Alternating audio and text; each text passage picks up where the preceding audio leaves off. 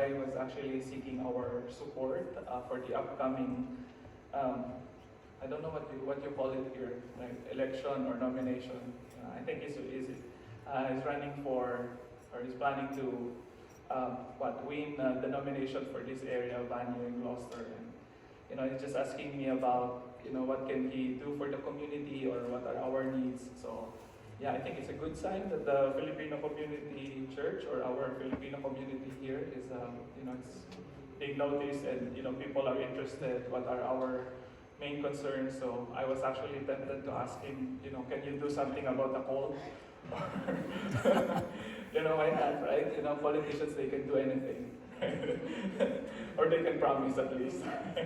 Right? But anyway, so I'm just sharing that, I think this is also a crucial time, in our, city and what we're going through right now all over the world. So, but I'm just sharing that because, the introduction for our reflection this afternoon is somewhat similar. Because I decided to share something about, this late senator in the Philippines. She likes to start her speeches with pickup lines. Are you familiar with that? Maybe 5 years or 10 years ago, this is a thing, right? So let me just share to you some of her favorites. So like this one. She said, sana planeta na lang ako at ikaw ang axis ko. Para sa'yo lang iikot ang mundo ko. Right? So, yeah, I don't know how to translate that. I wish I'm a planet and you are my axis so that my world will only revolve around you. Right? So, it's cheesy. So, here's the other. So, ang pagmamahal ko sa'yo parang bilbil. Pilit ko mang tinatago, halata pa rin. So my love for you is like belly fats. It's impossible to hide no matter how hard you're trying. So here's another. 2 beses lang kita gustong makasama, now and forever. So I only want to be with you twice, now and forever. Eto, here's the last. Kung hindi mo alam ang sagot sa exam, isulat mo magmahal. Kasi kahit kailan, hindi mali ang magmahal. So, if you don't know the answer to the exam, just write down love because it's never wrong to fall in love. So it's cheesy, right? So, well, yeah, it's right. This February is, they call it the Hearts Month or the Love Month. For some people, it's the Singles Awareness Month. But, yeah, so in line with that, so, I hope I can, make sense this theme, because it's unavoidable. You see it everywhere. Like when you go to groceries or supermarket or malls, you see all the hearts and everything. So our topic for this afternoon is love is the greatest, right? Even greatest than tariffs. So yeah, but let me start by sharing something about how the world distorted this concept of love. Right? Because love is very profound, even in the Bible. Unfortunately, the world today has distorted its meaning. So I can just name 3. Number 1, the world tends to define love in terms of sensuality. When you see in media and TV or listen to the songs and everything, whenever they will talk about love, often it's something to do with sexuality or romantic love or things like that. But love should be more than that, right? Another thing is that love, the definition of the world today with regards to love has become self-centered. It's more about loving the self, what pleases you, what satisfies your longing or your whatever you desire, right? So it's kind of self-centered. And the third one, according to N.T. Wright, is that the world tends to define love in terms of subjugating the other, dominating the other person or another group of people, for example. For example, the love of country, patriotism, it's not something bad, right? Patriotism, loving your country or your race or ethnicity, it's something good that you value, your identity, right? But these days, love for one's country has become, according to N.T. Wright, a horrific national idolatry. The people tend to because they want to look good and great in front of others. They would like to make others look miserable. Typical of bullies. Bullies are people who are very insecure. And for them to, highlight their own greatness, they would, make others' lives miserable by thinking less of them or talking less about these people. So somehow, some, people tend to define loving your identity, loving your country, or loving your group, or whatever, whatever social class you belong. It becomes more like, you're trying to subjugate, trying to put down others in the name of your love for your selfish identity or, belongingness. But yeah, as I said, love is more than just that, right?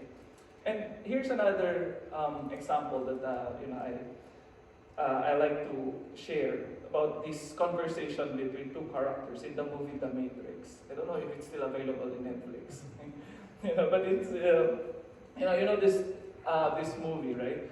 And in this movie, there's this I think it's on part 3 when Neo, the main character, was having conversation with the program because Neo was he was trying to defeat the Matrix or the system, right? And he was having conversations with different programs in the Matrix, etc. And one time he had this encounter with someone.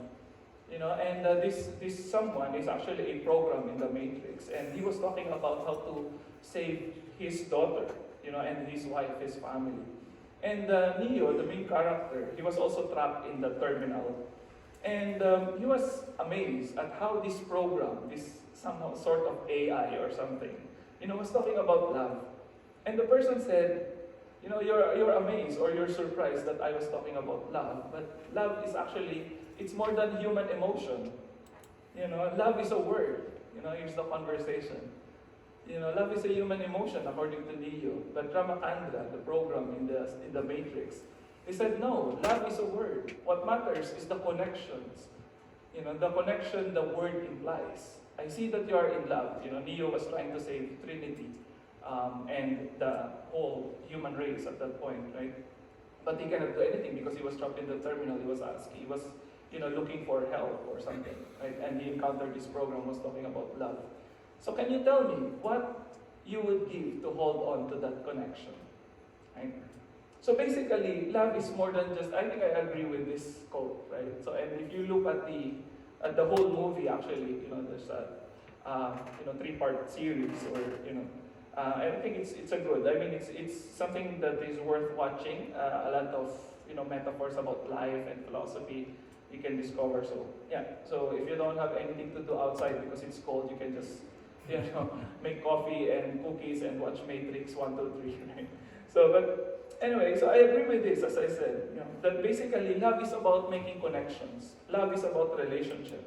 Here's a quote from N.T. Wright that I'd like to share. It is about being drawn out of myself towards something or someone else, in whatever way and with whatever short or long-term aims or effects. It is about discovering that I, the self, become more fully myself when I am in a relationship, even if that relationship might be for a time at least, with a mountain, a horse, a sunset, a child, sweetheart, a house, a hospital patient, a colleague, or a neighbor. Being a part of something larger than myself, something in which I find warmth, security, meaning, delight, and even a sigh of relief when that comes to expression. So, yeah, so as I said, love is not just an emotion, or it's not just about sex or romantic relationship or affection towards a special someone, but it's the totality of our being, That's why I think, in the Bible, God is defined as God is defined as characterized, or one of his main attributes or qualities is that he is a God of love, right? So as Christians, what should be our understanding of this notion or this concept of love?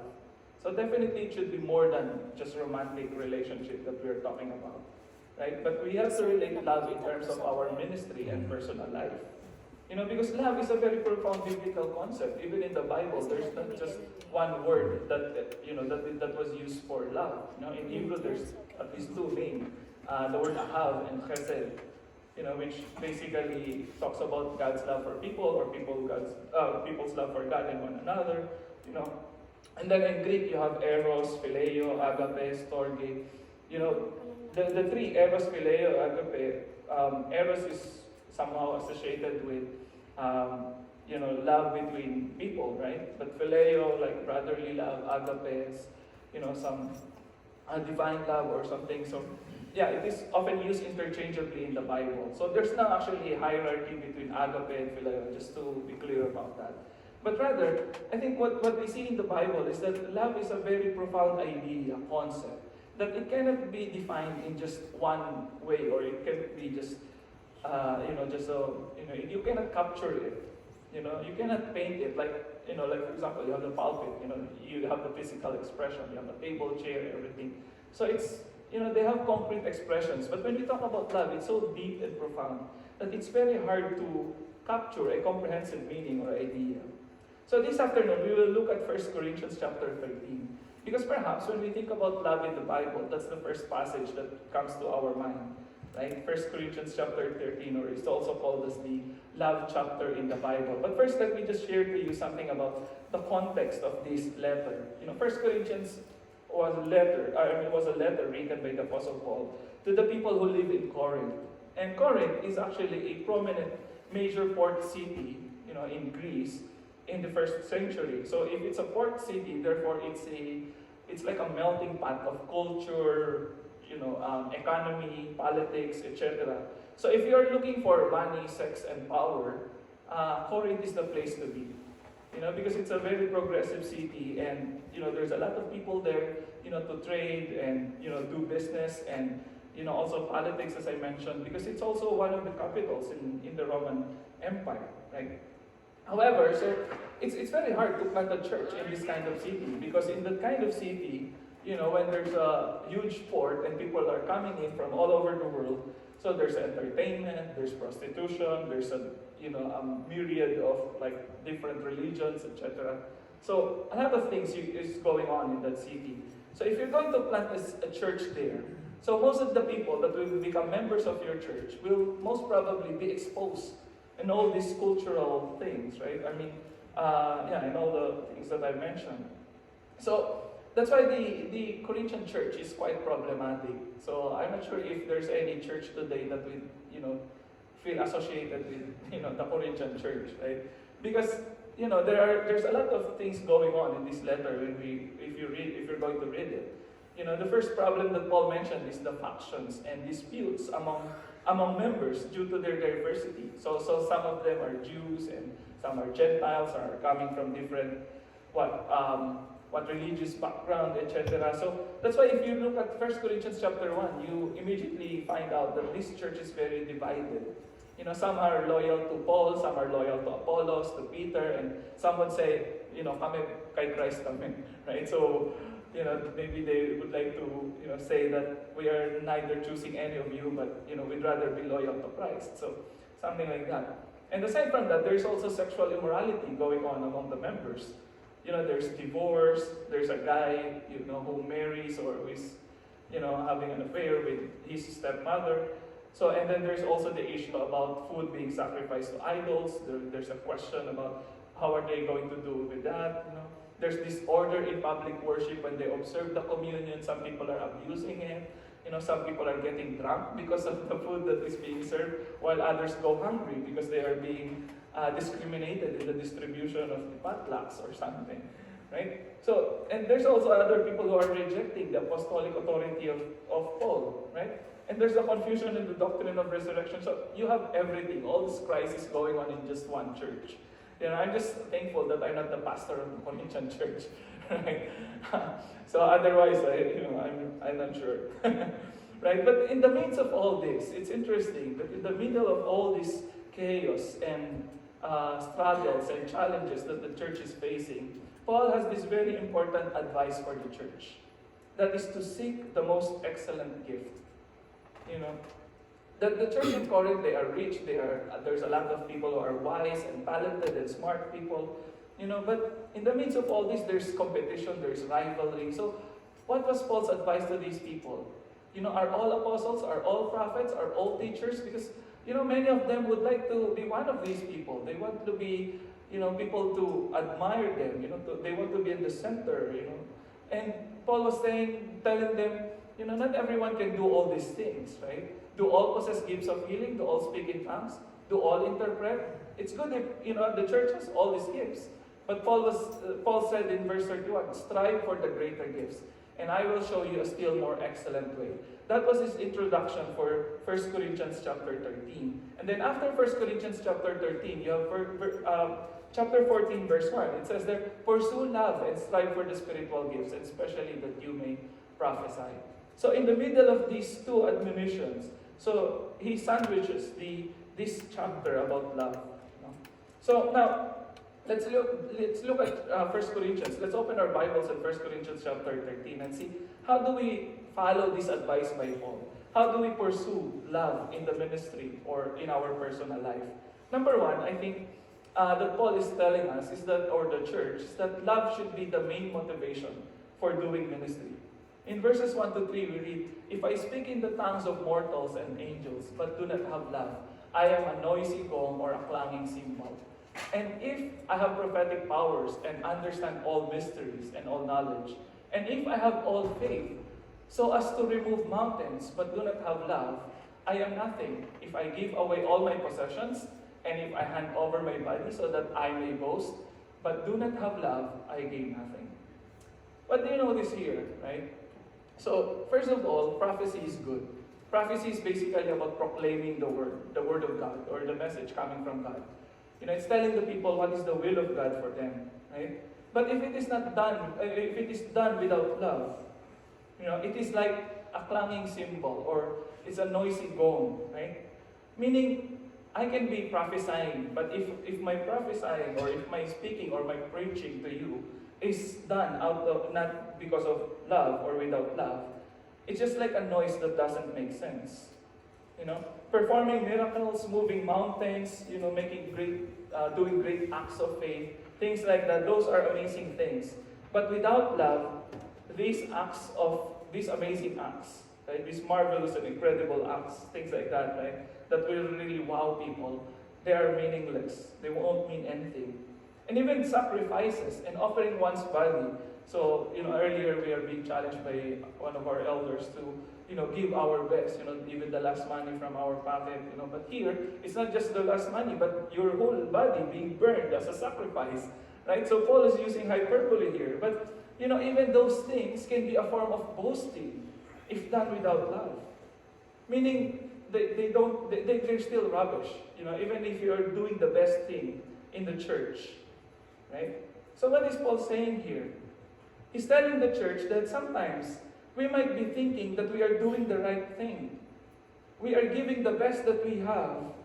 But if we are doing it without love in our hearts, without sincere concern, right? So these are meaningless and can only be a form of boasting or hypocrisy, right?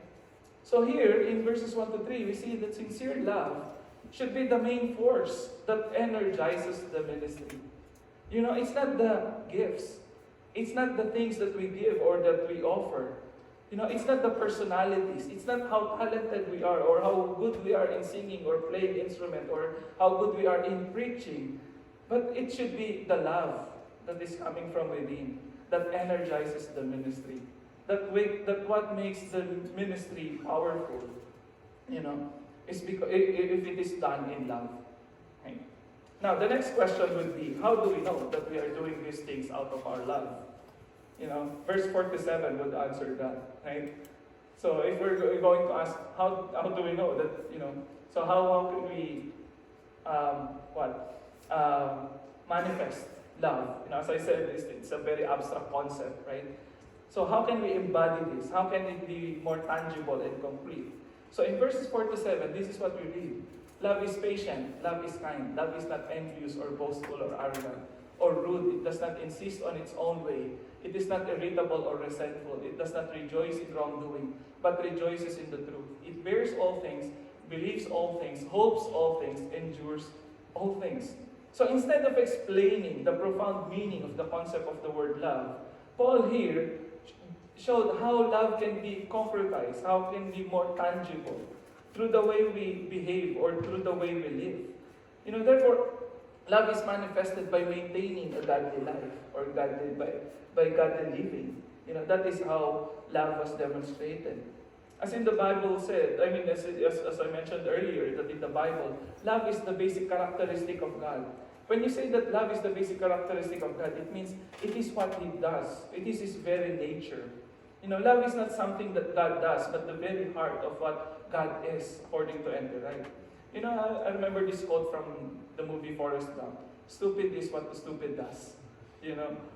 When love becomes an essential element of our lifestyle, all our actions will reflect or demonstrate our love for God and for others. We are what we constantly do. Right? Just like what I said in the movie. So we are what we constantly do. And these are the ways through which love can be demonstrated.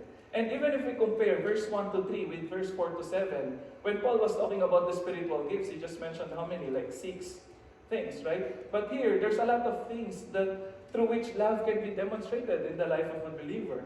And if we really want to test ourselves, if these characters or if these things are being reflected or demonstrated in our life, you can just change the word love there with your name.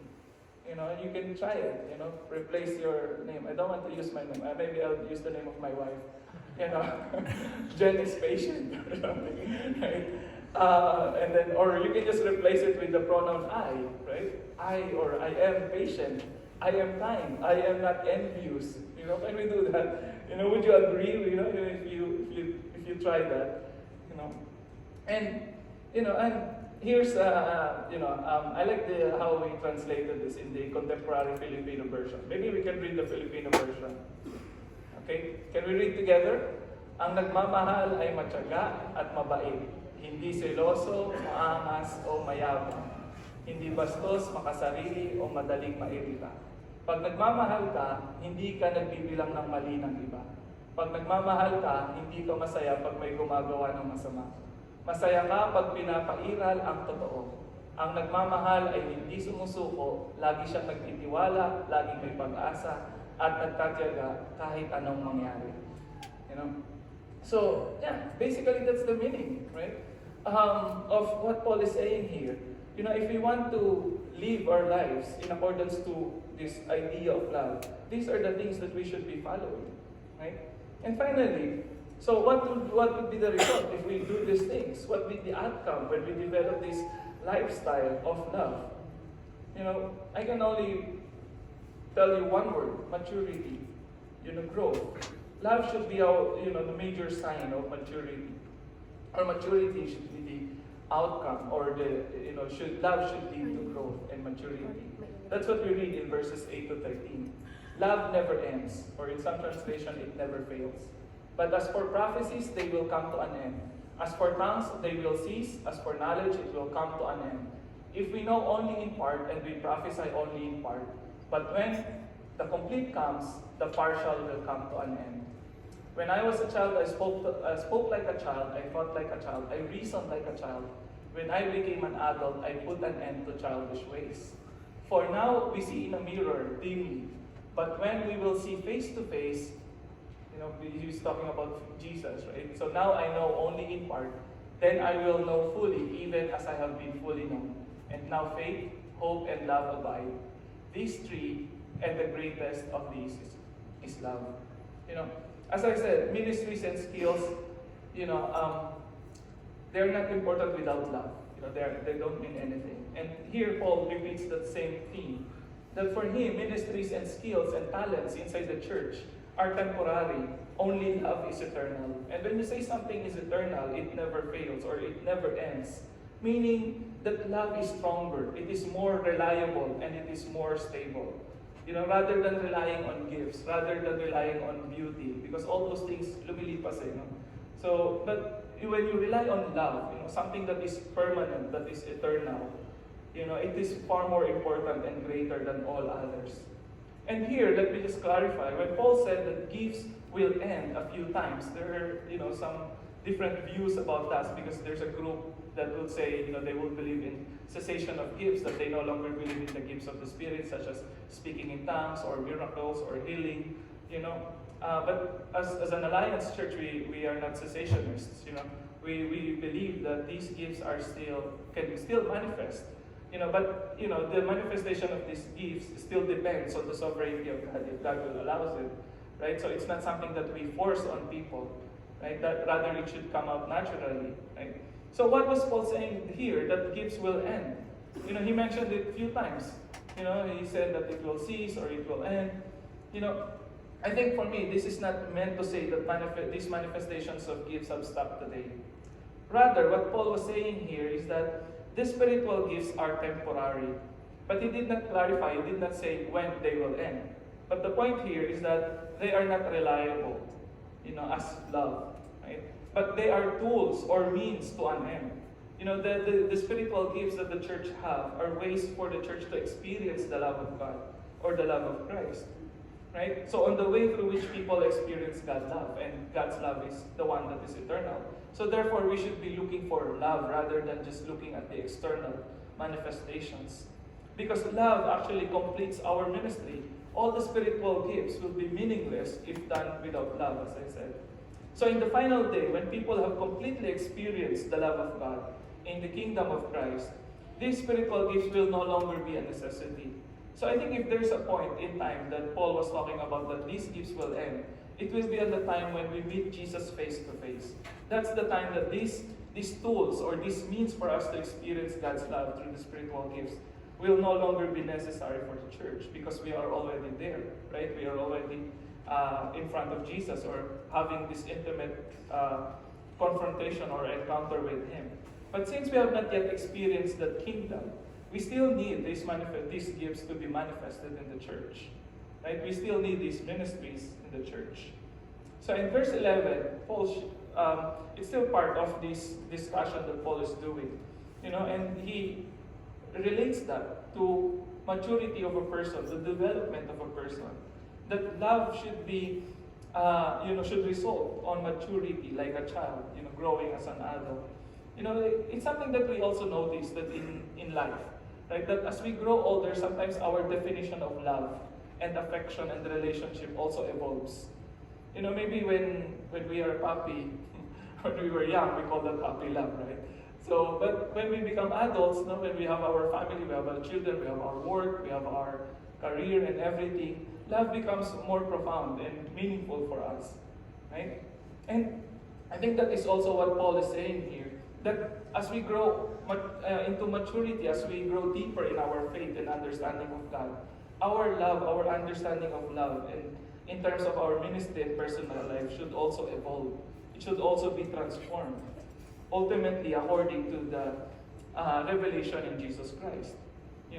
The final revelation of love is in Jesus Christ, in seeing Him face to face. That is the final and real revelation. That through Jesus, we discover what authentic love is all about. Through His selflessness and His unconditional love for people, to the point that He is willing to offer His life even to sinners, even to people who are unloving, even to people who are unlovable. That is the ultimate demonstration of love, as what we read in the book of John. Right? It says there that the greatest expression of love is dying for your friends, or even for loving your enemies. Right? So in Jesus, we find the ultimate revelation of love. Right? So I'd like to end this reflection by sharing the vision for our church. As we end this reflection, we cannot, explain everything in just 30 minutes or so. But, I think the application for us would be is based on this reflection about this idea of love in the Bible in 1 Corinthians 13. We need to develop our understanding of our own vision as a church. How do we see ourselves as a church in line with this understanding of love in the Bible, or in the letters of the apostle? So let me just share to you, and actually before that, there's this passage in Ephesians chapter 3, right? Chapter 3, verse 18 to 19. This is the prayer of the apostle Paul for the believers in Ephesians. I pray that you may have the power to comprehend with all the saints what is the breadth and length and height and depth, and to know the love of Christ that surpasses knowledge, so that you may be filled with all the fullness of God. Another sign of growth is, expanding, right? That's why Paul is saying that, he prays that the church would grow in terms of height and depth, no? And then also in terms of width, no? He's not talking about the physical body, right? So he's talking about the extent, He's not talking about the vital statistics or your body size, but, he's talking about the extent of our understanding, of our comprehension. And you notice here the two directions, the vertical and the horizontal. The vertical refers to our understanding of our relationship with God, and the horizontal, talks about our relationship with others, with our community. Right? That's why in Ephesians chapter 4, verse 14, it says here, we must no longer be children. Again, this theme of maturity, it's very common in the writings of Paul. The goal is maturity. We must no longer be children tossed to and fro, blown about by every wind of doctrine, by people's trickery, by their craftiness in deceitful scheming. But speaking the truth in love, we must grow up in every way. Again, the horizontal and the vertical, right? Or in other words, holistic growth. It has something to do with not just the physical growth, but even the spiritual and all aspects of our being. We must grow up in every way into Him who is the head. Who is the head of the church? Christ. So the main goal is to grow in Christ, to grow closer to Christ, to grow deeper in our knowledge of Christ. So the goal is to become like Christ, right?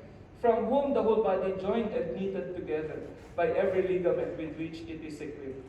As each part is working properly, it promotes the body's growth. Again, it's both physical and spiritual. When we talk about the growth in the church, it could be physical in terms of quantitative, right? So numerical, etc. And in building itself up in love. So again, he ends with this phrase, in love. That's the ultimate goal. That we grow in our knowledge and understanding of the love of Christ as we build up the church. So in light of this, I'd like to share to you my personal vision, and it's up to you if you're going to accept it. Right? So that our vision as a church is to be a growing community in Christ who loves God and others. Disciples, serious followers of Christ who are striving towards maturity, developing Christ-like character and building up the whole body of Christ. I think it captures the whole idea of growing in Christ, growing in the life of Christ, that we become more mature, not childish or childlike, right? But becoming Christ-like in our character, in our encounter, dealings with one another. So the key to achieving this is to grow in the love of Christ, nurturing our relationship with Him and with God through His Word, and cultivating strong connections with each other. So this month, you can expect, this month of February, the focus of our sermons will be more on preaching about going deeper in our love for God and our love for our neighbors. So let me just challenge you, let me just ask you these questions. Are we ready to make this commitment, to grow in the love of Christ, to become serious disciples, striving for maturity and growth? Right? Are we ready to love one another genuinely and strive for mutual growth and maturity?